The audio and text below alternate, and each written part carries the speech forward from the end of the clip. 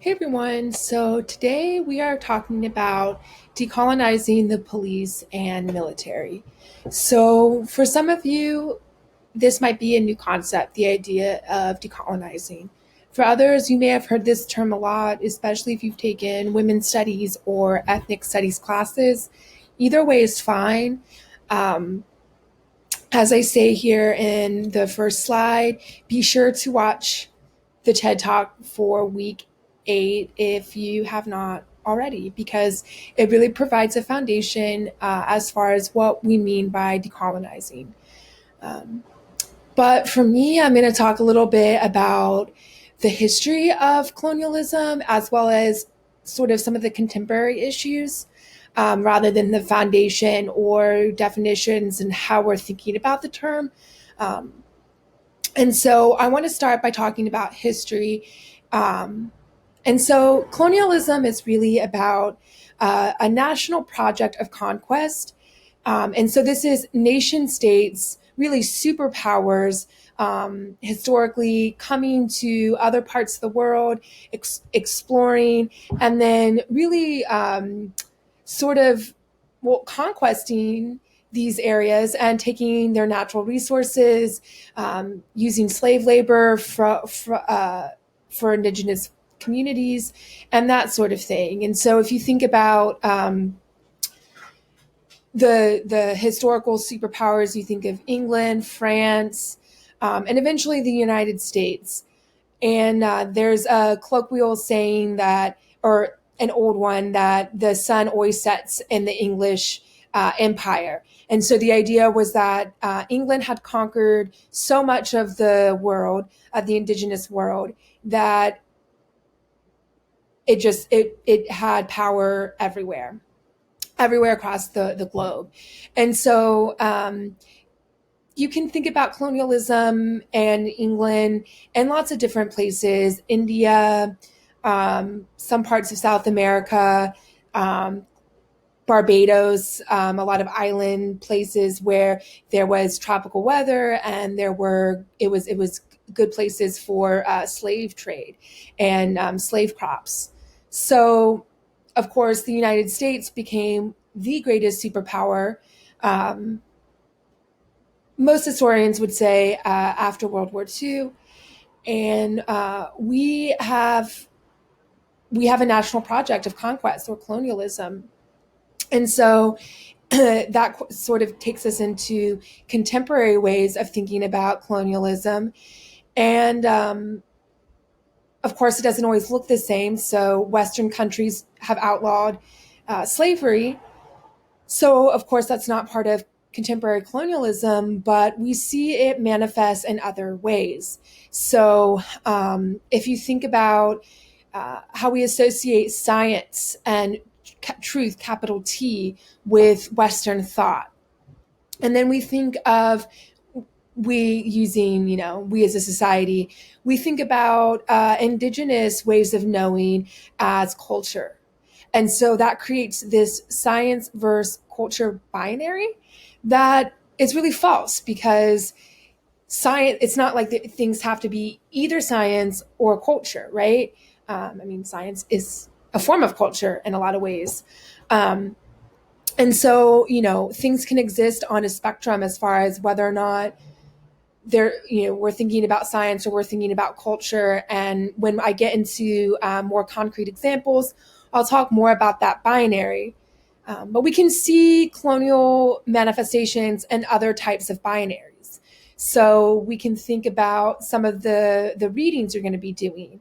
Um, and so in Joy's article, she makes connections between Black Lives Matter and the Native Hawaiian community. Now, that might not seem superficially, that might not seem like a logical connection, right? But part of colonialism is to say, well, the Black community is too different than Native Hawaiians. There's no commonality. This is cliche, but divide and conquer, if you will. But that's not true, right? Because the oppressed, they have way more in common than colonizers, right? And so if we're thinking about what we're reading and examples, and our in the book Our Prison's Obsolete, Angela Davis talks about um, how Black Lives Matters, when those protests first really started happening, those folks participating, they were getting tear gassed and they were struggling with their protests and having successful protests, right? And so um, using social media, um, folks from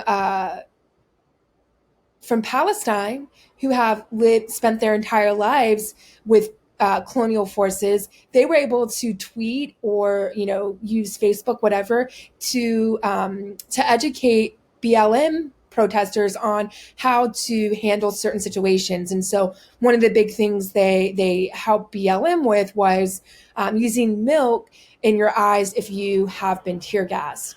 And so that's a contemporary example of how to decolonize the police or the military force, because of course in the Israeli-Palestinian conflict, we need to be thinking about decolonizing the military, because the military is really the entity, and that particular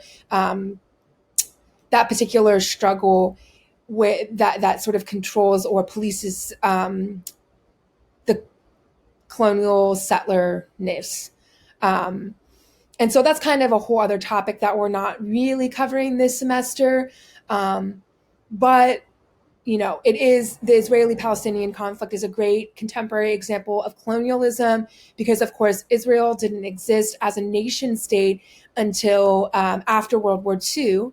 It was created as a quote homeland for Jews. And I am Jewish. My dad and my stepmom are practicing Jews. And so that nation state was created very much embedded with colonialism. And we see Israeli settlers going into Palestinian lands and literally creating encampments and homes. And that is a form of contemporary colonialism. And I've digressed, but I just want you to be thinking about, colonialism. We think of colonial entities sort of in this historical bubble sometimes, and it really is a contemporary issue. And so there are some other colonial binaries we can think about. So in the captive genders passages you'll be reading, we should be thinking about colonial binaries in terms of gender. And so thinking about how this idea that gender is binary, male, female, that's a very colonial structure, and how by breaking out of that gender binary, we're actually doing decolonizing work.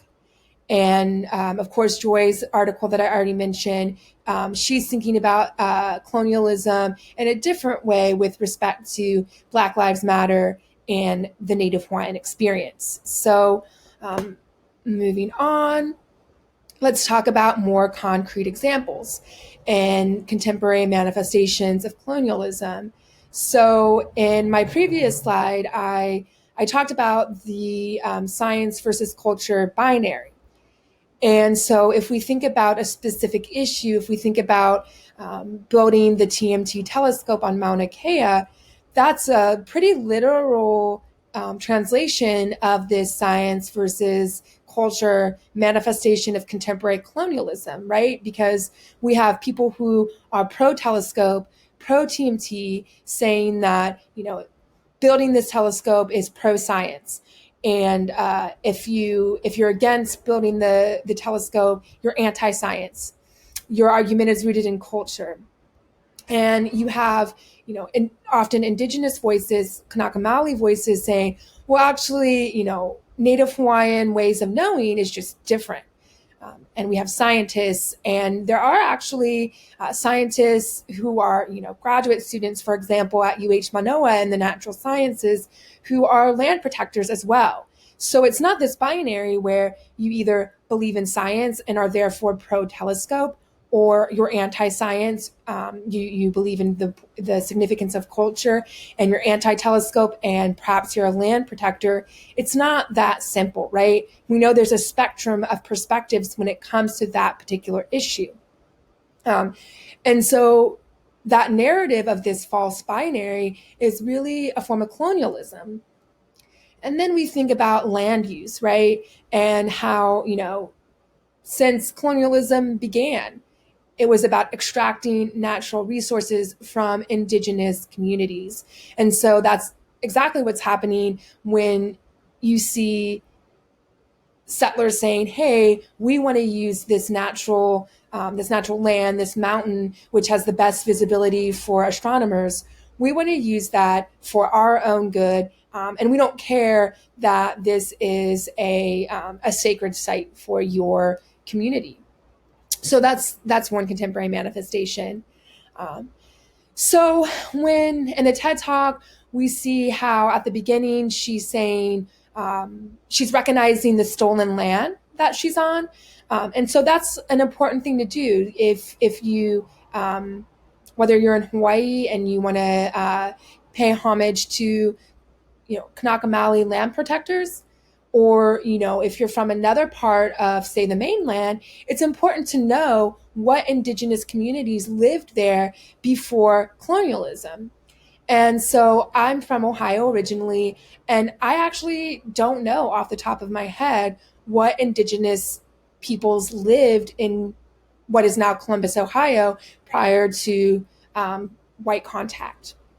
European contact. So, that's one thing you can do in your everyday lives to sort of work on dismantling colonialism is you can look at indigenous communities who are from that area. You can recognize them, pay homage to them. And, that does a lot. That helps in terms of decolonizing our everyday lives. And of course, there are other ways of thinking about decolonizing the police or decolonizing the military. But I will end my lecture because I'm done with my slides and tell you that those ideas are sort of a sneak peek for the following week. I believe it's week 9 we're on. Sorry, right now it's actually we're in week 3 when I'm making this video.